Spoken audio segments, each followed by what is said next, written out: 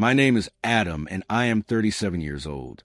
I never thought that one day my life would turn into a nightmare, that the woman I loved, the one I built a future with, the one I trusted more than anyone, would be plotting my death. This is a story of betrayal, money, intrigue, and revenge. And it began with a random message. I always thought my life was perfect. Black small square, I had my own business.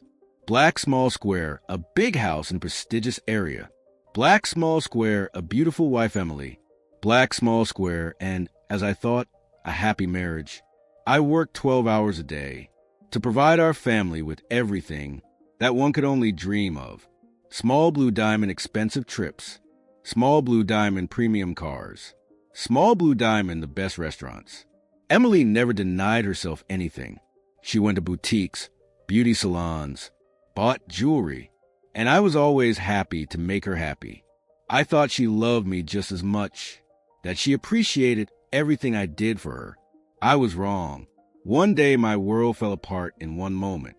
I stayed home from work when Emily's phone rang. She was in the shower, and the phone was lying on the table in the bedroom. A message flashed on the screen. I wasn't even going to read it, but the sender's name made me wary. Beloved Red Heart. At first I froze, not believing what I was seeing. But the real shock came when I read the message itself. Very soon he will be out of the game. A little patience, and all of us will become ours. I felt my breath catch. I didn't know what it meant, but I understood one thing. My wife had betrayed me, and something terrible was brewing behind my back. I quietly put the phone back in its place and sat on the bed, feeling the ground giving way from under my feet. Emily came back from the shower, smiling, happy. I looked at her with different eyes. She didn't even know that I knew her worst secret, and I decided I wouldn't tell her anything. I wouldn't make a fuss. I would watch. I would play her game, and then, when she least expected it, I would ruin her life the way she planned to ruin mine. I sat in silence, looking at Emily, who was calmly drying her hair, as if nothing had happened. She had no idea that just a few minutes ago, I had read her deadly secret. She was betraying me. She wanted to get rid of me. And the worst part was, she wasn't acting alone. I took a slow breath, hiding the storm that was raging inside me. Before, I probably would have made a fuss. Started shouting, accusing, but not this time. I would do things differently. If she was playing chess with me, I wasn't going to make the first move. I would wait for her next move. I would let her think she was in control. And only when she was sure of victory, I would put her in a corner. Did she want me dead? I'll make her hell in her waking life. The next morning, I behaved as usual. I kissed her on the cheek. I wished her a good day. I went to work. But instead of the office, I went to a completely different place. I knew I had to act quickly. If she really wanted to get rid of me, I had to find out her plan. First, I went to a lawyer. I wanted to change my will. Black small square, Emily would not receive a penny after my death. Black small square, all the money would go to a charitable foundation. Black small square, the real estate would become the property of my sister. The lawyer raised his eyebrows, asked why I had decided to do this. Just playing it safe? I smiled, although hatred was seething inside me. I signed the papers, and at that moment I felt my first victory. If she was up to something against me, this plan wouldn't work. But that was just the beginning. I had to find out who she was cheating on me with. I had to figure out how far she was willing to go. And to do that, I had to catch her red-handed. I had hidden cameras in the house. I had a program to intercept messages. And I was prepared to wait. It was the longest day of my life. I left the office early, parked a few blocks away, and watched. And when she finally got home, I saw something that made me barely contain my anger. She wasn't alone. A man got out her car. Tall, athletic, well-dressed. And I recognized him. My friend, my best friend. Black small square, the one I trusted. Black small square, the one I shared the most important things with. Black small square, the one who betrayed me in the worst way. I clenched my fists tightly, but I didn't rush forward. No. Do they think that they are smarter than me? That they have already won? They have no idea what I am preparing for them. I sat in the car, watching Emily and my friend enter the house. Their nonchalance seemed absurd to me. They didn't even look back. They didn't even think they might be found out. In fact, why should they worry? To them, I was a naive idealist, a person who would not suspect anything until the very end, a rich man who blindly trusted his wife and best friend. They were playing with me. They were making plans. They were getting ready to get rid of me. But now I was playing their game, and they didn't even know it. I didn't go into the house. I didn't do anything stupid. Instead, I opened my phone, connected to the hidden camera in the living room, and turned on the sound. Black small square at first. There was only champagne. Black small square, then laughter. Black small square, and then I heard something that made me barely contain my anger. He doesn't even suspect. Emily laughed, leaning back on the sofa. How long have you been preparing this? Asked my friend, pouring more champagne. Oh dear. She sighed with feigned weariness. Longer than you think, but a little more patience, and he'll be out of our lives. They thought I'd disappear on my own. They wanted to bring me to ruin, maybe make me hang myself in despair, or disappear, leaving them everything, and then all of his will be ours. Her lover smiled contentedly. Emily sipped gracefully from her glass, and I heard the words that sealed their fate. Yes, my love, and not just his money, his company, his real estate, his everything. I'll have absolutely everything, and then we'll leave this country. There it was, complete confirmation. They weren't just betraying me. They were planning to steal everything I'd spent years building. I felt my head start to spin, but it wasn't panic, not fear. It was pure, cold rage. I closed the app, leaned back in my chair, and let cold calculation take over. Black small square, I knew their plan. Black small square, I knew they were waiting for the moment to strike. Black small square, and I knew what to do next. I would make them destroy their own lives. I'll set them up in such a trap that they won't even realize how they got themselves into this mess. Did they want chess? I'll make them play Russian roulette. I didn't sleep all night. I wasn't tormented by doubts. I wasn't gnawed by remorse. I made a decision. I was ready to act. Emily and her lover thought that they were smarter than me. Black small square, they planned to get rid of me. Black small square, they wanted to take away everything I had created. Black small square, they didn't even hide. That for them, I was just an obstacle on the way to a luxurious life. They made a huge mistake. They forgot that I also have a mind, and power, and money. I was starting my game. Step 1, the financial trap. I knew that Emily was constantly spending money. Her expenses were always colossal. Designer clothes, beauty salons, holidays, and the most expensive hotels. She didn't know how to save. She thought my money was endless. I decided to gamble on that. The next morning, I went to the bank and blocked all of her credit cards. I transferred 90% of my funds to a new account with trusted person so that they would disappear from her sight. Emily had no idea that her financial world was about to fall apart. After that, I went to my lawyer. Black small square, I finally drew up the documents. That all assets would go not to Emily, but to other trusted people in the event of my death. Black small square, the house and car that she considered hers, were now registered to my sister. Black small square, the business that I had developed for years, no longer had anything to do with her. She would get nothing. And the most interesting thing is, she would not find out about this until it was too late. Step 2, observation. I knew they would meet again. I increased the number of cameras in the house, installing a few more hidden microphones. I wanted to hear all their plans. I wanted to know what their next move would be. And I was right. That same evening, when I was late from work, they were together again in my house. Black small square, they drank wine. Black small square, they discussed the future. Black small square, they spoke of me as if I were a dead person. They believed they had already won. I wrote everything down. Every word they said. Every plan they made. and I knew it was time to move on to the next stage of my game. I was sitting in my office, watching the hidden camera footage. Black small square, Emily looked relaxed. Black small square, her lover was sure that we were already at the finish line. He can't take it anymore, she smiled. I can see how nervous he is. A little more and he'll break. Are you sure? Asked her lover. He seems like a tough nut to crack. Oh, my love, she smiled. He just doesn't know what's in store for him yet. Trust me, it'll all be ours soon. They thought I was about to give up.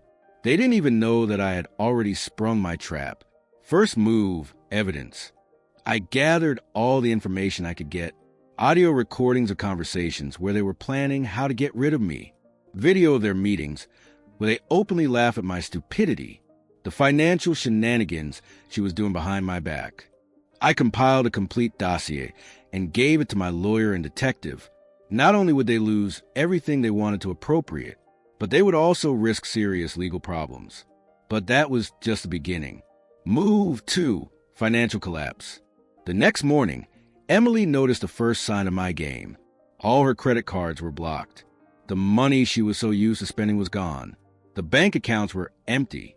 I deliberately left just enough money so that she wouldn't realize it was me.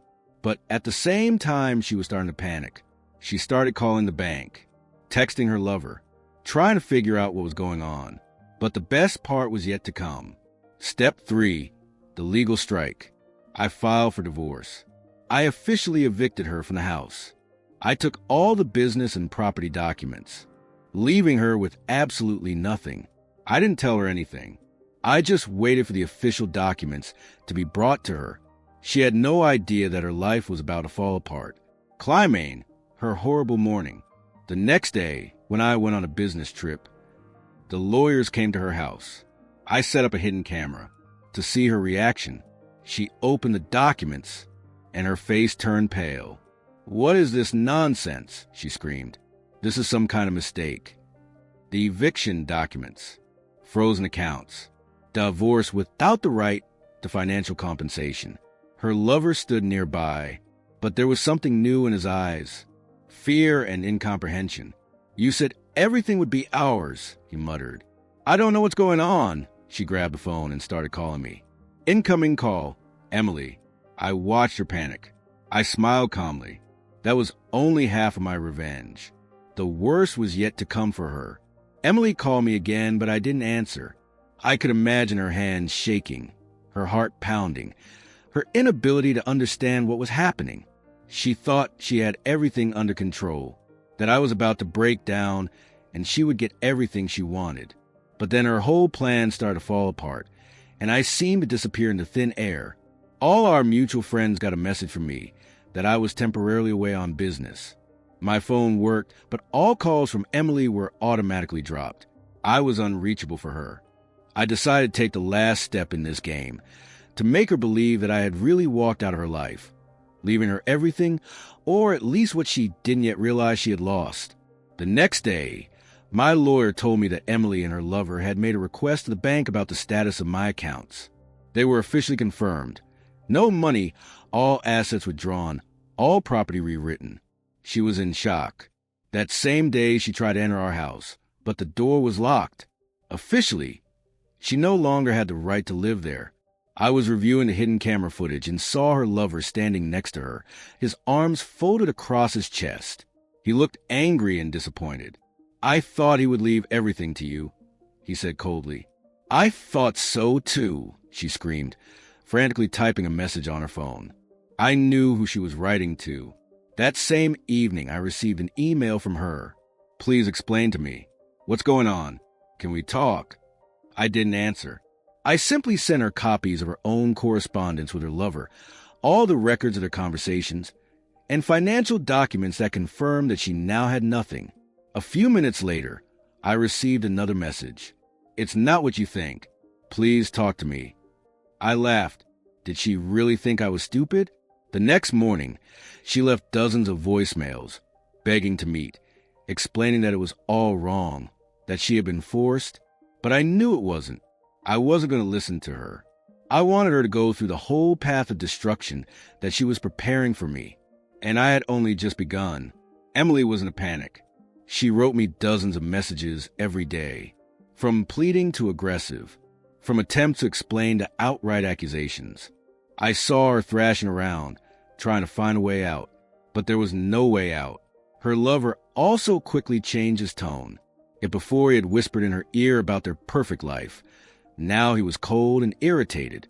"I didn't waste my time on you to end up empty-handed," he snapped at her one evening. "This is some kind of mistake. He couldn't just take everything away." Her voice trembled. He looked at her, as if he was considering reality for the first time. "You said he was weak, that he would never suspect." Emily was at a loss for words. She was no longer the confident woman who made plans. She had become a person who had lost everything. I followed the developments through hidden cameras and received reports from my detective. The initial financial problems quickly turned into a complete collapse. Small Blue Diamond, she tried to rent a new apartment, but she didn't have enough money. Small Blue Diamond, she counted on her lover's help, but he was in no hurry to spend money on her. Small Blue Diamond, she learned that she officially had no right to even a single dollar of my assets. Did she think I was crushed? No. I stood on the other shore and watched her ship sink. But that wasn't enough. She hadn't really paid yet. It was time to strike the final blow. I hired the best lawyer and filed a lawsuit for fraud and conspiracy. I laid out in court all the evidence of her betrayal, her conspiracy with her lover, her plans to seize my assets. Emily was subpoenaed, and that was the final blow. I watched the camera footage of the night. She found out. She sat in the dark, staring at a piece of paper. For the first time in a long time, she was silent. For the first time, she looked as if she had fully realized her defeat. The lover left the room without a word. He was not going to waste his time on her anymore. She was alone. She had lost. Emily had always been a master of manipulation. She knew how to play on other people's emotions, how to make herself look like a victim, how to convince anyone she was right. But this time she was faced with something she wasn't prepared for: complete indifference. When her lover realized that he had no money, that the luxurious life he had imagined had fallen apart, his attitude changed. I was watching the hidden camera footage and saw him packing his things. "You promised me a completely different life." His voice was cold. "I didn't know. I thought everything would work out." Emily looked broken. "That's not why I wasted my time on you." He threw his bag over his shoulder and didn't even glance in her direction. "I'm not interested in you anymore." And he left, without regret, without emotion. He used her just as she used me. Emily was left alone. The next few days were a nightmare for her. Small Blue Diamond creditors started calling and demanding payment. Small Blue Diamond, her cards remained blocked. She couldn't even pay for groceries. Small Blue Diamond friends who had recently enjoyed spending time with her began to distance themselves, not want to deal with the scandal. I received a message from a friend. "You won't believe it, but she can't even afford a coffee at her favorite coffee shop. She's sitting there sobbing, not knowing what to do next." I smiled. This was just the beginning. I saved the final blow for last. I sent all the evidence of her betrayal, conspiracy, and financial fraud to all our mutual acquaintances. Her once impeccable reputation crumbled in a matter of hours. People who had previously seen her as an elegant, successful woman now saw another side, a cunning manipulator trying to deceive her own husband. Her phone wouldn't stop ringing. But now it wasn't calls from wealthy friends, but mocking messages from those who had realized who she really was. She tried to make excuses, but no one listened to her anymore. She ran. She hid.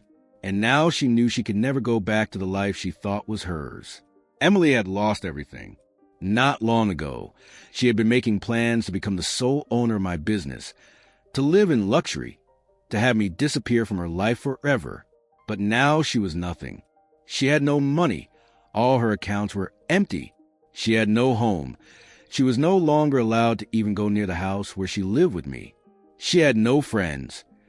Even her closest friends wanted nothing to do with her after they found out about her betrayal and attempted fraud. A lover? He was gone. As soon as he realized he wouldn't get anything in this game, he simply ran away. She was left all alone. I continued to watch her downfall unfold. She tried to borrow money, but no one wanted to help her after what had happened.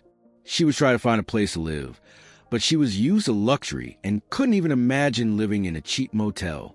She searched for a way out, but the more she tried, the deeper she sank into despair. One day, she tried to contact me again.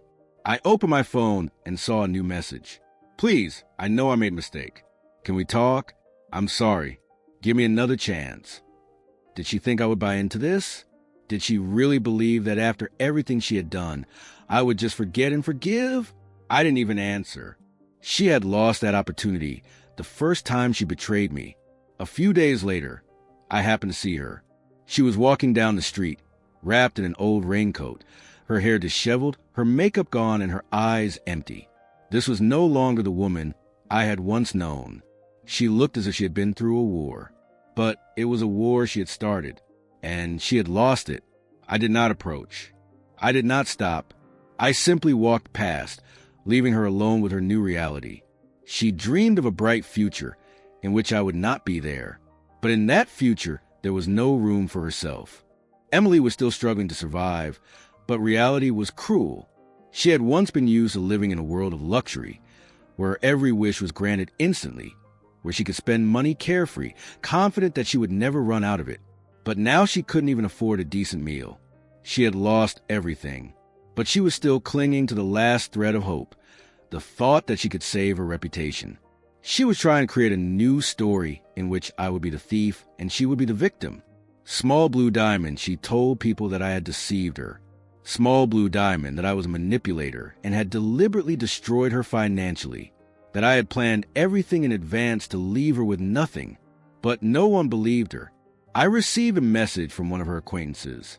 She tried to say that you threw her out on the street, but everyone already knows the truth. She's lost her reputation. People just laugh at her. That was the end. Even her last trump card, even her ability to manipulate people, no longer worked. I knew that there was one thing left that would hurt her the most. I didn't answer her messages. I didn't respond to her attempts to meet. But now I decided to end the story once and for all. I wrote her one last message. You got what you deserved. Never try to find me again. You're dead to me. A few minutes later, I saw that she had read it, but there was no response. For the first time in a while, she fell silent. The next morning, I woke up feeling absolutely calm. This chapter of my life was closed forever, and Emily, she stayed where she was supposed to be, in the past. The next morning, I felt something new. There was no longer the feeling of tension that had been living in me for the past few months. There was no anger burning inside me. There was no resentment clouding my mind. All of that was left in the past with her. I got up, made myself breakfast, and for the first time in a long time, I felt that the world around me truly belonged to me. I went to work. My colleagues noticed that something had changed in me. I was no longer the man who was being gradually destroyed by a woman who pretended to be a loving wife. I was free. I no longer cared what Emily said about me, how she tried to manipulate people, or what she would do next. She did not exist for me. That evening I met with my friend, who had supported me all this time. Finally, you're back to yourself, he smiled. Yes, that's behind me, I replied, and for the first time the words sounded so easy. He raised his glass. Here's to a new life. And I smiled. A new chapter in my life was just beginning. Life without Emily was strange. I was used to constant tension, to waiting for another stab in the back, to playing chess where I had to always be one step ahead. But now everything had changed. I no longer checked my phone every 5 minutes, anticipating her next manipulation. I no longer felt angry, remembering her words and actions. I began to live for myself, not to fight the past. And for the first time in a long time, I began to look to the future. The first changes were simple, but important. I changed my habits. I started going to the gym to keep fit, which I had neglected due to stress. I resumed old hobbies that I had not had time for before.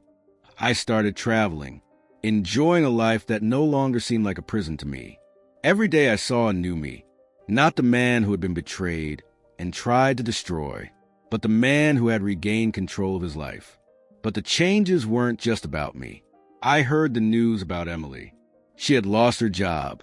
No one wanted to deal with her after her story went public. She had moved into a cheap apartment, barely making ends meet. She was trying again to find a man who could provide for her, but now her reputation was ruined. And while I might have been happy about that once, now I just didn't feel anything. She didn't care about me. I realized one thing. True revenge isn't about destroying someone. True revenge is about becoming so happy that that person no longer has any power over you.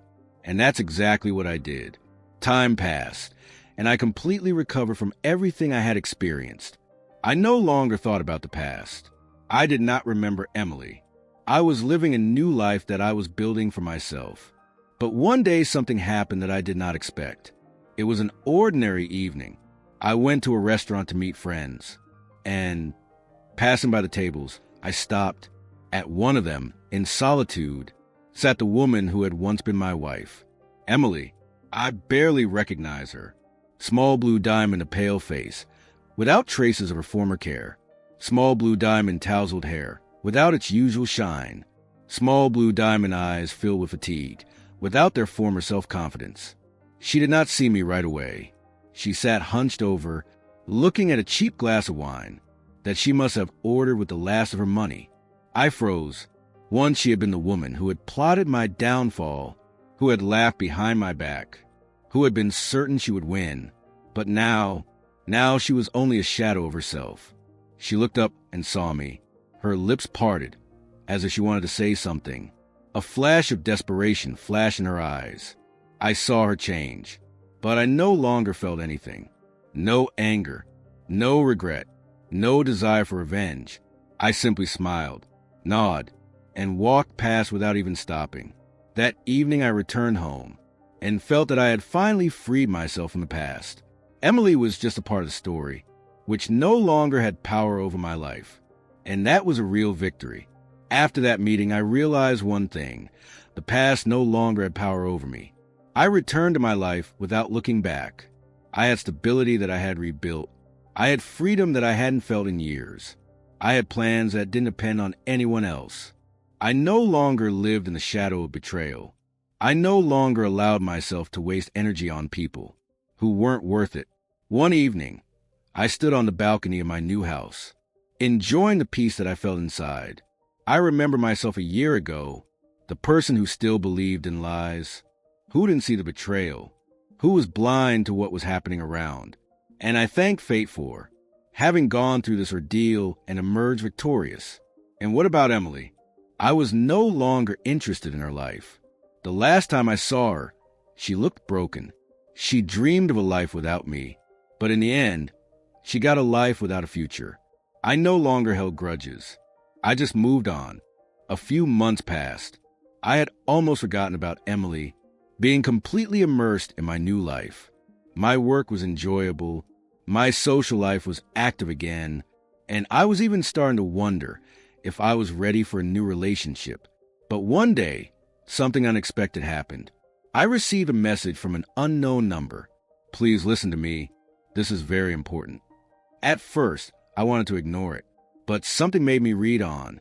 Emily wrote a long text in which she said that after everything that had happened, she realized her biggest mistake. Small blue diamond, she admitted that she was obsessed with money and status. Small blue diamond, she realized that she had ruined her own life with her own hands. Small blue diamond, she tried to change, but it was too late.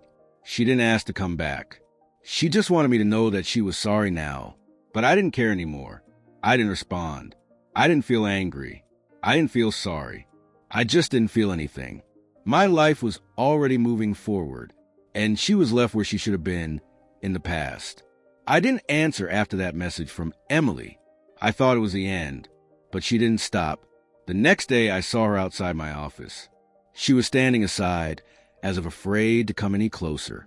Her expression spoke for itself. She was exhausted, her former confidence gone.